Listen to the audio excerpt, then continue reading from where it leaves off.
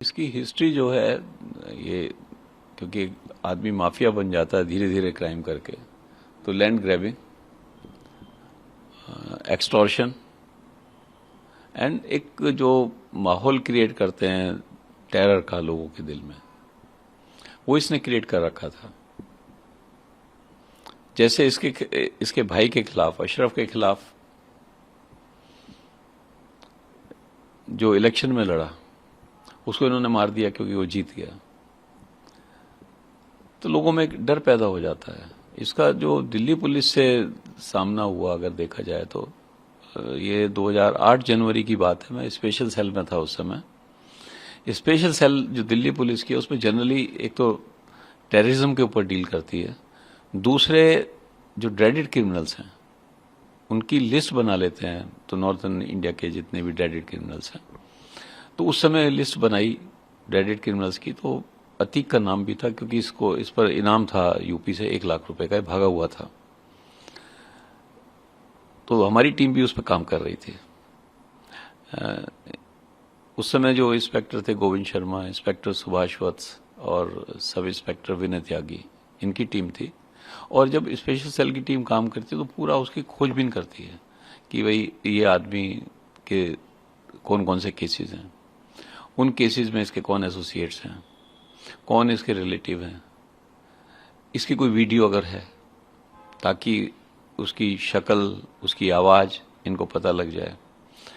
तो उस करते हुए जो एग्जामिन कर रहे थे, उनको एक इसका जो शार्प शूटर था उसका फोन नंबर मिल गया टीम को।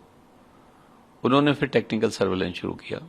तो जनरली उस फोन पे शार्प शूटर ही बात करता था, बट एक दिन अतीक की आवाज उनको सुनाई दी टीम को कि मैं ये पीतमपुरा में किसी घर में जा रहा था।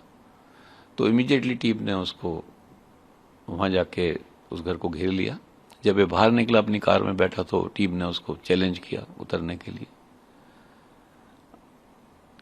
क्योंकि इन्फॉर्मेशन थी कि अतीक जो है और उसके साथी वेपन लेके चलते हैं। तो हमारी टीम भी वेपन लिए हुई थी। तो सब इंस्पेक्टर विनय त्यागी ने जब अपना वेपन दिखा के इसको उतरने को बोला, तो ये घबरा गया। और जब उसने कहा हम स्पेशल सेल से आए हैं, तो मेरी टीम के लोग बताते हैं कि उसकी जो पैंट है वो गीली हो गई थी। उसके बाद इसको लाया गया था स्पेशल सेल के ऑफिस में, एंड क्योंकि ये वांटेड था यूपी में, तो इसको यूपी पुलिस के हवाले कर दिया गया था। तो ये उस समय का वाक्य है जी। लेकिन सर, जो एक वो कहें कि हवा क्रिएट माफिया का और इस तरह का जो लोग टेरर दिखाते हैं, आपको लगता है कि कहीं ना कहीं इसके पीछे पॉलिटिकल सपोर्ट भी होता है? क्योंकि आप जो केस बता रहे हैं कि ऐसे स्पेशल सेल का नाम सुनते ही ये हालत हो गई, तो क्या ये पूरा मतलब हवा ही था, पॉलिटिकल सपोर्ट ही? सर्टेनली। देखिए, जब आदमी जो है दिन दहाड़े मर्डर कर दे, जो उसके सामने बोले उसकी पिटाई कर दे, लैंड ग्रैबिंग कर ले, उस पर कोई एक्शन ना हो, एंड स्लोली जो हम एक बात करते हैं क्रिमिनल ब्यूरोक्रेटिक पॉलिटिकल नेक्सस की, तो वो नेक्सस जब क्रिएट हो जाता है, और इस केस में तो खुद ही पॉलिटिशियन बन गए हैं, इसको पॉलिटिकल सपोर्ट मिल गई, ये अपनी पसंद के ब्यूरोक्रेट्स को इलाहाबाद में पोस्ट कराता था ताकि इसको कोई रोके ना।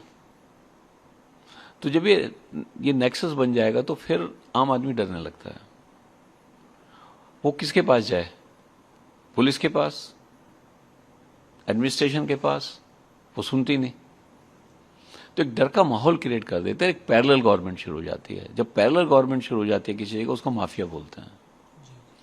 तो इस तरह के लोग जो हैं, इनको ऐसा नहीं है माफिया एक दिन में बनता है, क्योंकि पैरेलल गवर्नमेंट बनने के लिए उसको राइज करना पड़ेगा, कनेक्शंस बनाने पड़ेंगे, तो सालों साल लगते हैं। इस दौरान लोग आंख मूंद लेते हैं या उसके पैसे की उससे उसको सपोर्ट करने लगते हैं। सेकंड इशू है हमारा criminal judicial system. Criminal judicial system बड़ा स्लो है हमारा,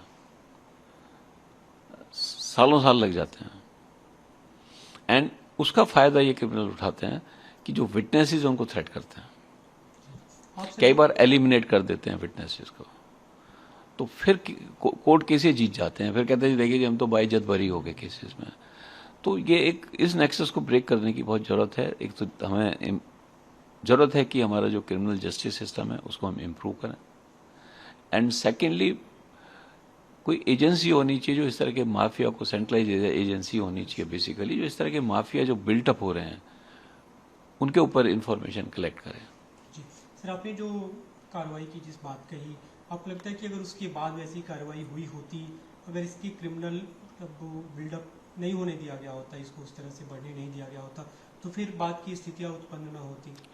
बिल्कुल ठीक बात है। अगर किसी आदमी पर टाइमली एक्शन ले लिया जाए, वो टाइमली ठीक हो जाता है। फॉर एग्जाम्पल, अगर एक बच्चे ने गलत काम किया, सपोज कर लो 10 साल की उम्र में, और 20 साल की उम्र में उसको आप झापट मारो, वो क्या किस लिए कहता 10 साल पहले तुमने गलत काम किया था।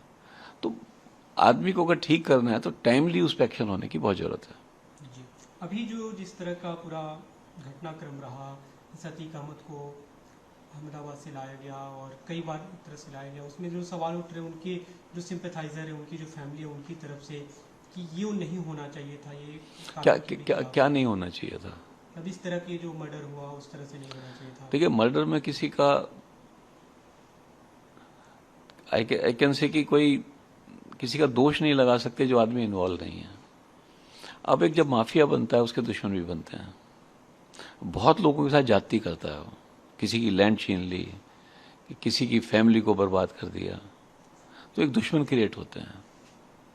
दूसरे कुछ ऐसे भी क्रिमिनल होते हैं, वो कहते हैं कि अगर हम बड़े क्रिमिनल को मारते हैं तो नाम हो जाएगा। इस तरह के भी लोग होते हैं। अब इस केस में कोई भी चीज हो सकती है, तो उस पर हम ये नहीं कह सकते किसी का दोष है। पुलिस की प्रक्रिया होगी। अगर यूपी में केस है तो सर्टेनली अहमदाबाद से उसको लाया जाएगा उत्तर प्रदेश में। ट्रायल तो यूपी में चलेगा, ट्रायल अहमदाबाद में तो चलेगा नहीं उत्तर प्रदेश के केस का। अगर यूपी में के पुलिस को केस अपना ट्राई कराना है तो उसको अहमदाबाद से लाना पड़ेगा दिल्ली में। तो इसमें कोई गलती तो है नहीं उसकी, पुलिस की। अब जो मर्डर जिस तरीके से हुआ, उसका कुछ लोगों ने प्लान किया, क्रिमिनल्स ने। उनका मकसद जो वो बता रहे हैं वो भी हो सकता है, उनका मकसद रिवेंज भी हो सकता है। वो तो यही बता रहे हैं कि हम अपना नाम करने के लिए कर रहे थे, बट हो सकता है कोई रिवेंज हो डीप रूटेड, वो जो नहीं बताना चाह रहे हो। लेकिन क्योंकि सर आपने ऐसे कई केसेस देखे होंगे अपने करियर में, आपको लगता है क्योंकि वो जो मतलब एक तरह से अभी नौजवान ही हैं, तो उनकी इतनी पैठ या इतनी मतलब इंफ्रास्ट्रक्चर या इतना बिल्डअप उनके पास है नहीं, इसमें देखिए बिल्डअप की कोई बहुत बड़ी जरूरत नहीं है। आप देखिए क्या लेके आए थे वो, पुराना कैमरा। मैंने किसी से जनरली से पूछा, कहता है 500 रुपये का आएगा। तो इसमें एक सोच की जरूरत है कि हाउ टू पेनिट्रेट। उनको लगा कि मीडिया के तौर पे जाएंगे, कोई रोकेगा नहीं। मैंने ऐसे भी केस देखे हैं। हमारे रानी बाग में केस हुआ था, ये करीब आई थिंक 91 के आसपास की बात है। एक हस्बैंड एंड वाइफ मोटरसाइकिल पे जा रहे थे, चेन सिग्नेचर ने चेन खींचने की कोशिश की। उनका आपस में हाथापाई हुई और वो दोनों को मार गया चेन सिग्नेचर। ये बड़ा केस जो है, काफी शोर मचा है इसका। तो डिफरेंट क्रिमिनल्स बोलने लगे कि हमने मारा है। उनको हम इंटरोगेट करते थे, पता लगता था इसका काम नहीं है। जो कहते थे जी हमने मारा है इसको, थाने में आ जाते थे सरेंडर करने के लिए, क्योंकि उस केस से नाम बढ़ेगा।